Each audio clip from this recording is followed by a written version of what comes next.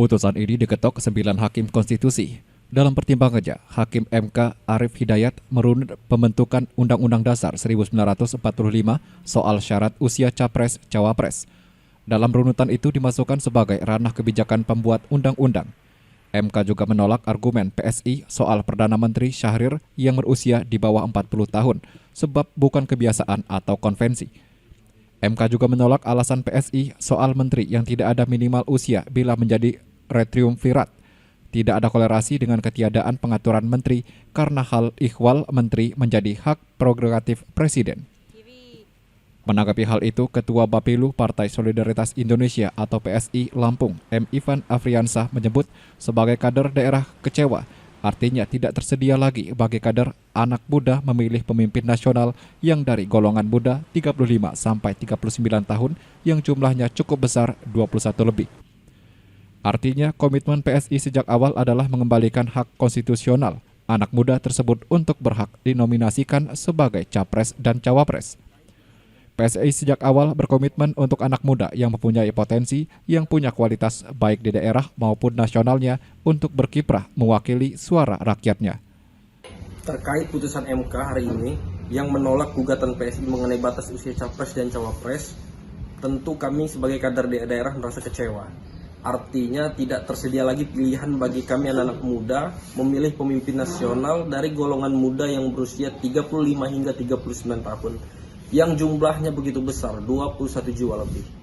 Artinya komitmen PSI sejak awal adalah mengembalikan hak konstitusional anak-anak muda tersebut untuk berhak dinominasikan sebagai capres maupun cawapres.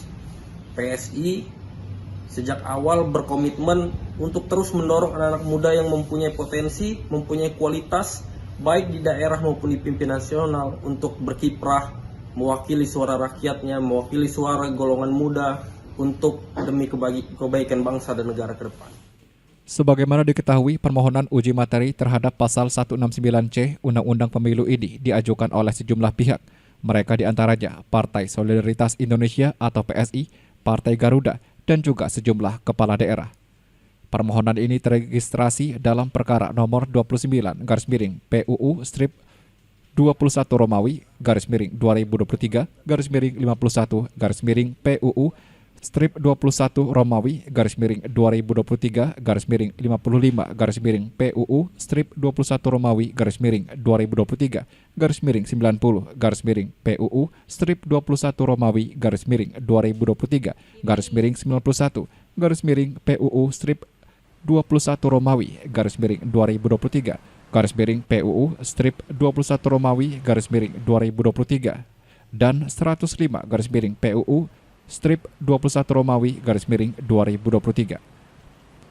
Para pemohon meminta agar Hakim Konstitusi menyatakan pasal 169C Undang-Undang Pemilu bertentangan dengan Undang-Undang Dasar 1945 karena diskriminatif.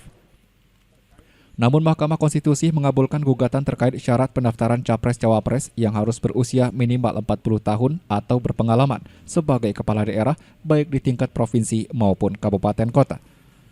Putusan ini dikabulkan MK merespon permohonan uji material pasal 169 huruf Q Undang-Undang Nomor 7 Tahun 2017 tentang Pemilu yang mengatur batas usia minimal calon presiden dan calon wakil presiden. Melalui putusan ini, MK membuat syarat pendaftaran sebagai capres-cawapres dapat dipenuhi apabila yang bersangkutan pernah dan sedang menduduki jabatan yang dipilih melalui pemilihan umum, termasuk pemilihan kepala daerah. Meskipun sosok tersebut masih belum mencapai batas usia paling rendah, yakni 40 tahun.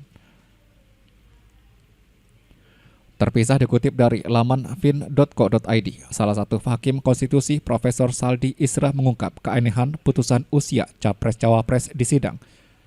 Dibeberkan Saldi di MK berkaitan dengan pemaknaan baru terhadap norma pasal 169 huruf Q Undang-Undang 7 tahun 2017, ia benar-benar bingung untuk menentukan harus dari mana memulai pendapat berbeda atau dissenting opinion ini. Kebingungan yang dimaksud oleh Saldi adalah mulanya putusan MK menolak permohonan PSI yang meminta batasan usia capres-cawapres turun dari 40 tahun menjadi 35 tahun. Namun setelah putusan itu, MK memutuskan menerima sebagian atas permohonan Almas Tashikibiru Rea Mahasiswa UNS yang mengajukan minimal usia capres-cawapres 40 tahun atau berpengalaman menjadi kepala daerah. Saldi mengaku sejak menampakkan kaki sebagai hakim konstitusi di gedung Mahkamah ini pada 11 April 2017, baru kali ini ia mengalami peristiwa aneh yang luar biasa dan dapat dikatakan jauh dari batas kenaleran yang wajar. Mahkamah berubah pendirian dan sikapnya hanya dalam sekelebat. Saldi menjelaskan dalam putusan Mahkamah Konstitusi nomor 29/59/55-PUU/21 Mahkamah secara eksplisit, lugas dan tegas menyatakan bahwa ihwal usia dalam norma pasal 169 huruf Q Undang-Undang 7 tahun 2017 adalah wewenang pembentuk undang-undang untuk mengubahnya. Dengan adanya putusan itu, sadar atau tidak, gugatan yang diajukan PSI, Partai Garuda, Wakil Gubernur Jawa Timur Emil Dardak dan kawan-kawan menutup ruang adanya tindakan lain selain dilakukan oleh pembentuk undang-undang. Apakah Mahkamah pernah merubah pendirian? Pernah, tetapi tidak pernah terjadi secepat ini, di mana perubahan terjadi dalam hitungan hari. Perubahan demikian tidak hanya sekedar menyampingkan putusan sebelumnya, namun didasarkan pada argumentasi yang sangat kuat setelah mendapatkan fakta-fakta penting yang berubah di tengah-tengah masyarakat. Pertanyaannya, fakta penting apa yang telah berubah di tengah masyarakat sehingga Mahkamah mengubah pendiriannya dari putusan Mahkamah Konstitusi nomor 29/51/PUU/21 dengan amar menolak sehingga merubah menjadi amar mengabulkan dalam putusan Aquo. Diketahui secara keseluruhan terdapat 7 permohonan untuk menguji batas minimal usia calon presiden dan wakil presiden dalam norma pasal 169 huruf Q Undang-Undang nomor 7 tahun 2017 yang diputus hari ini, di mana 3 perkara di atas, perkara nomor 29/51/55-PUU/21 adalah permohonan atau perkara gelombang pertama. Jenny Pratika Surya melaporkan.